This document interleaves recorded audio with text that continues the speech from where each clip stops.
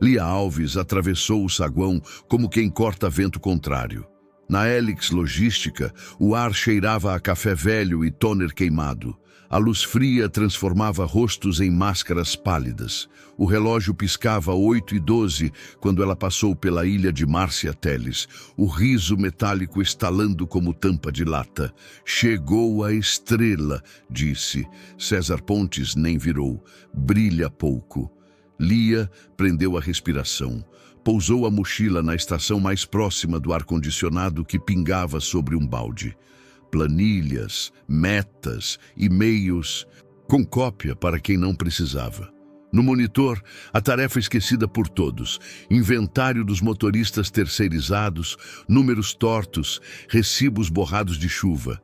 Ela ajeitou os fones sem música, só para ter fronteira, e começou. Enquanto digitava, ouviu as risadas se moverem como uma nuvem. Rafa Soares, o estagiário de TI, passou por ela com um aceno discreto e um bom dia sincero que quase ninguém notou. Dr. Henrique Vidal, o diretor, surgiu ao fundo com passos curtos, gravata torcida, olhos de quem mede pessoas por resultado. Reunião às 9. Quero uma resposta para a auditoria. Márcia estalou a caneta. Vai sobrar para... Você sabe. Lia não respondeu. Guardava palavras como quem guarda fósforos em ventania. Abriu um arquivo novo. Prova Vidal. Digitou cada placa, conferiu quilometragens, cruzou nomes com CPF, ligou para 3 motoristas. Um atendeu às 8h27. Minha rota foi alterada sem aviso. Outro, assinei recibo em branco. O terceiro, voz cansada, disse que estava devendo dental e não podia recusar hora extra. A cada linha, o mapa da empresa mudava de cor. Perto das 9, Paula Nogueira, do RH, encostou na mesa e sussurrou. Se falar demais, eles apagam você. Lia respirou fundo. A vergonha dos risos já não queimava tanto quanto a vontade de acertar. Ela fechou o arquivo, salvou em pendrive e no e-mail. O balde recebeu outra gota do ar-condicionado, como um relógio líquido marcando o início do que ninguém imaginava. Dentro dela, uma luz pequena decidiu não apagar. Só, se essa primeira cena já te prendeu, imagina o que vem depois. O que Lia vai descobrir dentro daquela empresa vai mudar tudo. Antes de continuar, já deixa o like para fortalecer essa história real de coragem e injustiça e se inscreve no canal para não perder o desfecho. Cada novo inscrito ajuda a dar voz a quem foi silenciado. Clica agora e vem comigo até o fim dessa jornada. A sala de reuniões tinha vidro por todos os lados, como se o mundo observasse. Dr. Henrique Vidal abriu a pasta, empilhou relatórios e falou sem levantar a voz. Auditoria externa às 14h. Quero garantias. Márcia cruzou as pernas, sorriso de canto. César projetou slides coloridos com números lindos demais para serem verdade. Quando ele terminou, o silêncio foi cortado por uma tossida seca. Vidal olhou para Lia. E você? As cadeiras giraram devagar até ela, como holofotes lentos. Lia abriu o notebook, conectou o pendrive, respirou contando até 4. Na tela, apareceu algo sem design. Linhas brutas. Nomes, placas, horários, recibos fotografados sob chuva. Eu liguei para 15 motoristas e conferi rotas no sistema. Há quilometragens duplicadas, assinaturas fora de turno e ordens verbais sem registro. Fez-se um rumor. César murmurou, precipitada. Márcia corrigiu a franja. Paula Nogueira, do RH, puxou o ar como quem sente a mudança. Continua, disse Vidal. Lia expandiu um quadro. 3 rotas com o mesmo destino em horários impossíveis. Um caminho fantasma entre galpões. Mostrou áudios. Vozes cansadas pedindo recibo para bater hora. Outra implorando para não perder o dia. Há um padrão de pressão que distorce os dados, concluiu. Outra vez silêncio. O relógio digital piscava com excesso de luz. Vidal fechou a caneta. Quero ouvir a auditoria e depois vocês ficam. A reunião acabou sem aplauso, sem grito. Só portas deslizando, olhares fugindo. No corredor, César parou ao lado dela. Você não sabe com quem está mexendo. Lia sentiu as pernas tremerem, mas o rosto ficou firme. Rafa apareceu com um copo de água. Boa apresentação. Ela agradeceu com um aceno mínimo. Quando voltou à mesa, encontrou um post-it. Você cavou sua própria demissão. Guardou junto do bilhete antigo como quem arquiva tempos. Pela janela, nuvens pesadas. Dentro, um tipo diferente de tempestade se formava. Dona Lourdes passou com o carrinho e disse baixo: Fique firme, isso vai passar. Coragem. Às 14 horas, 2 auditores chegaram com pastas pretas e olhares que mediam paredes. Sentaram, ouviram, fizeram perguntas de faca. Quem autorizou, quem registrou, quem pressionou. Vidal mantinha a postura neutra de quem não se deixa atingir. César tentou conduzir pelas cores dos slides. Márcia ajudou com explicações redondas que não apertavam lugar algum.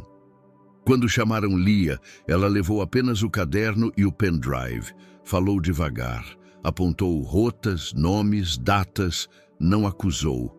Descreveu, o suficiente para que a sala ficasse mais estreita. Um auditor pediu o celular dela. Lia abriu o e-mail. Enviara os arquivos para si mesma às 9h21. Precaução, disse. O homem anotou. A entrevista durou 50 minutos. Ao sair, Lia cruzou com Paula, que apertou sua mão por 2 segundos inteiros. À noite, a Helix Logística era um aquário aceso na cidade. Luzes corretas, silêncio de máquina. Lia desceu para o térreo. No pátio, Valdir, da portaria, fumava com a calma de quem viu tudo. Cuidado com os sumiços, avisou, soprando a fumaça para longe. Ela sabia o que significava. Arquivos que desaparecem, históricos apagados, versões reescritas à pressa. Em casa, num quarto simples com plantas que resistiam à sombra, Lia copiou tudo para um HD antigo, colocou dentro de um livro e respirou aliviada. A risada do corredor naquela manhã parecia velha. Agora o que ecoava era outra coisa, uma espécie de coragem cansada que não pede aplauso. Do lado de fora, a cidade pingava. Do lado de dentro, a história tinha escolhido continuar. No dia seguinte, um e-mail anônimo percorreu as ilhas. Vazamento de dados será punido. Lia leu e entendeu o recado nas entrelinhas. Rafa enviou. Ao usar o pendrive, limpa logs. Depois passou na mesa fingindo falar de impressoras. Na copa, Márcia derrubou um copo sobre a cadeira de Lia. Ninguém riu. O constrangimento agora era de luvas. Lia pegou o papel, limpou, voltou ao arquivo. A vontade de sumir bateu, mas ela ficou. Ficar era o verbo mais difícil naquele prédio. Ok. 2 semanas depois, a auditoria retornou com perguntas específicas e prazos curtos. Vidal reuniu gerentes. A porta fechada fez sombra no corredor. À tarde, Lia foi chamada. Na sala havia 3 cadeiras e um cheiro de carpete molhado. Vidal começou sem prólogo. Há inconsistências na sua coleta. Márcia, ao lado, empilhou papéis. A colaboradora extrapolou função, criou ruído. César ajustou o relógio e comprometeu relações com fornecedores. Lia respirou. Eu documentei fatos. Eles podem ser verificados. Passou uma folha com nomes e telefones. Vidal não tocou. Você entende o risco? De expor a empresa? Perguntou. Lia sustentou os olhos dele. Entendo o risco de esconder. O silêncio foi um metal frio entre todos. Paula, chamada como observadora, anotava, calada. Vamos reavaliar seu contrato, concluiu Vidal, sem raiva, apenas cálculo. Lia saiu com a sensação de estar andando num piso que cede milímetros. No corredor, Rafa encostou de leve no ombro dela. Câmeras da doca, pede acesso. À noite, Lia e Rafa vasculharam registros autorizados. Encontraram imagens de 3 dias, Críticos, caminhões chegando fora da janela, lacres retirados, formulário assinado depois. Printaram, catalogaram horários. Rafa disse baixo: "Vão tentar queimar você primeiro." Lia apertou os dentes. Do lado de fora, a chuva caía em linhas retas, como se tudo pudesse ser lavado. Na manhã seguinte, um comunicado interno anunciou adequações de equipe. Os boatos correram com passos rápidos.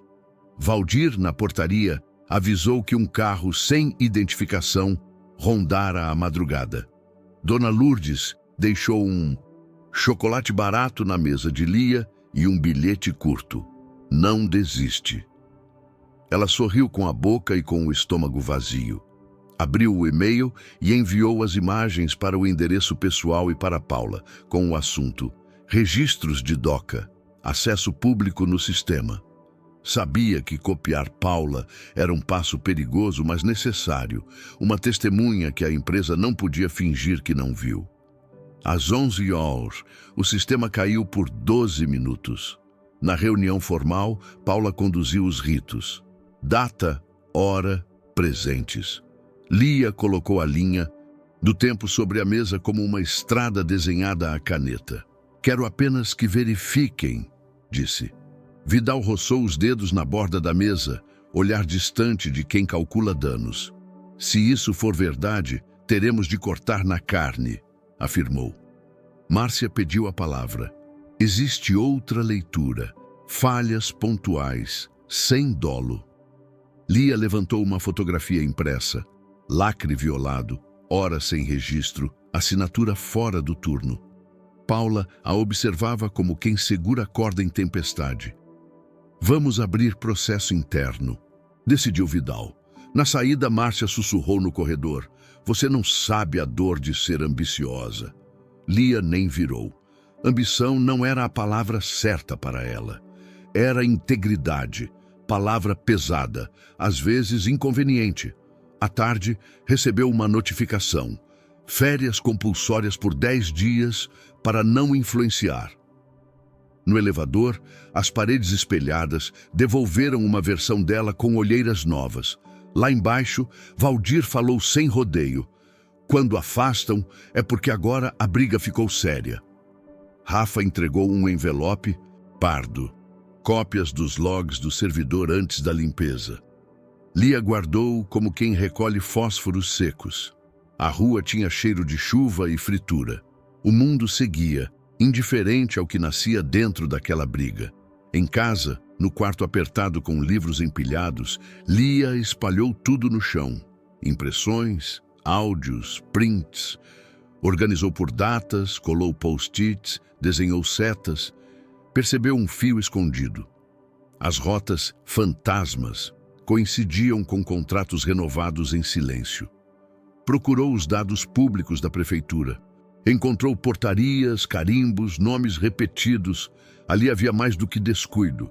Mandou mensagem para Paula: "Achei correlação entre rotas e renovações. Posso enviar amanhã?" A resposta veio curta: "Envie." Nessa noite, o telefone tocou com um número desconhecido.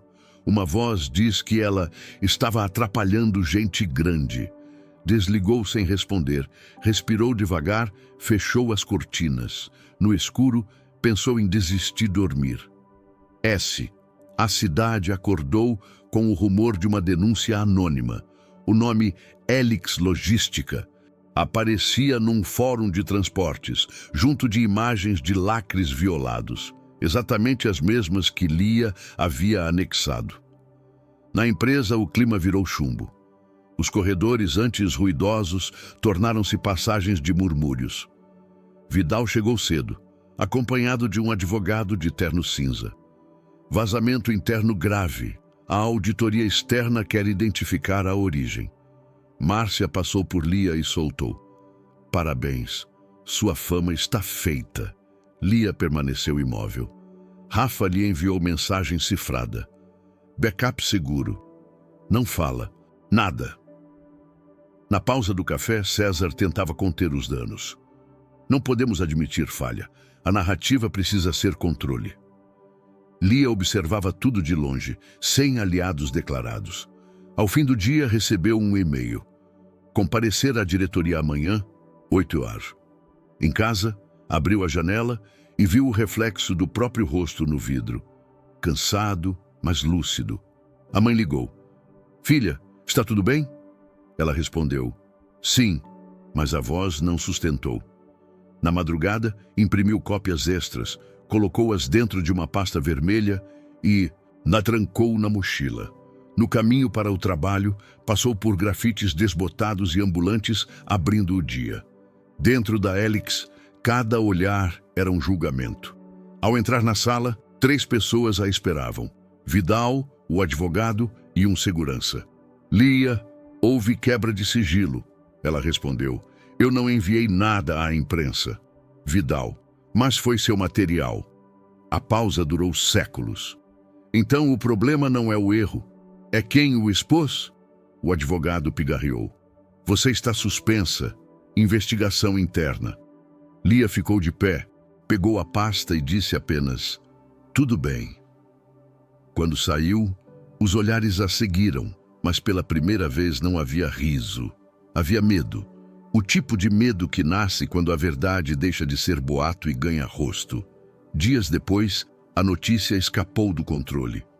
Um site local publicou matéria sobre irregularidades em rotas de transporte público terceirizado, citando fonte próxima à auditoria. Não havia nomes, mas quem conhecia o caso sabia. Lia tornou-se fantasma. Ninguém ligava, ninguém falava seu nome. No pequeno apartamento, o telefone tocava em silêncio. Ela observava as notificações piscando como brasas. Rafa apareceu à noite com pizza fria. Eles vão tentar um acordo. Querem culpar alguém de nível médio. Lia respondeu. E vão escolher quem já está afastada. Ele deixou um envelope com documentos e saiu. Dentro, prints de conversas internas entre gerentes. Ordens para manipular relatórios. Lia encostou as costas na parede e riu, mas não de alegria. Era o riso cansado de quem percebe que a farsa é maior do que imaginava. Na manhã seguinte, jornalistas acamparam diante do prédio da empresa. Vidal deu entrevista breve. Estamos colaborando. Márcia, ao fundo, fingia normalidade. À tarde, Paula foi demitida sem aviso. No mesmo instante, Lia recebeu mensagem dela. Cuidado, eles vão te expor. E vieram os ataques anônimos. Contas falsas publicavam mentiras, a chamavam de infiltrada, traidora. Ela respondeu com silêncio. O medo agora tinha rosto digital. Numa noite, recebeu envelope por baixo da porta. Sem remetente, apenas um pendrive. Dentro, gravação de áudio, vozes conhecidas negociando contratos. Aquele som gelou a espinha. Guardou cópia em nuvem, escondeu o original. O caminho de volta era sem retorno. Pela janela, via a cidade vibrando, sem imaginar a guerra que se travava num quarto pequeno com um computador velho e coragem suficiente para não apagar nada. A tempestade cresceu quando a reportagem ganhou repercussão nacional. O nome de Vidal apareceu entre contratos públicos e a Helix virou manchete. Ele convocou coletiva de imprensa, tentando controlar os danos. Lia assistia da TV, sem expressão. Estamos apurando com rigor, dizia ele, enquanto Márcia desviava o olhar ao fundo. No dia seguinte, um carro preto estacionou diante do prédio de Lia. 2 homens esperaram por horas. Ela observava da janela, sem mover as cortinas. À noite, o carro sumiu, mas o recado ficou. Rafa insistiu. Sai da cidade por uns dias. Ela recusou. Se eu sumir, ganho o papel de culpada. Em vez disso, enviou todo o material para uma jornalista independente, Júlia Reis, que já havia denunciado corrupção semelhante anos antes. Júlia respondeu em minutos. Vou verificar. Proteja-se. 3 dias depois, a nova matéria saiu. Desta vez com provas. Áudios, planilhas, imagens. A verdade estava à mostra, e junto dela, o nome de quem começou tudo. Fontes confirmam que uma funcionária, afastada após denúncia interna, foi responsável por levantar as irregularidades. Lia fechou o laptop, o coração em disparada. O mundo agora sabia, e junto da coragem veio a solidão. Amigos do trabalho apagaram contatos, conhecidos desviavam olhares, mas algo mudava. Pessoas desconhecidas começaram a enviar mensagens de apoio. Tenho uma filha como você. Não se cale. Você fez o que ninguém teria feito. Pela primeira vez, o silêncio não era solidão, era respeito. 2 semanas depois, o Ministério Público abriu investigação. Vidal renunciou por motivos pessoais. Márcia sumiu do radar. César foi demitido e, em gravação vazada, culpou uma funcionária emocionalmente instável. Lia não respondeu. Preferiu ficar no anonimato. Júlia a procurou. Quer dar entrevista? Ela negou. Não quero fama, só justiça. Voltou a andar pelas ruas com passo leve, embora a cidade ainda carregasse ecos do escândalo.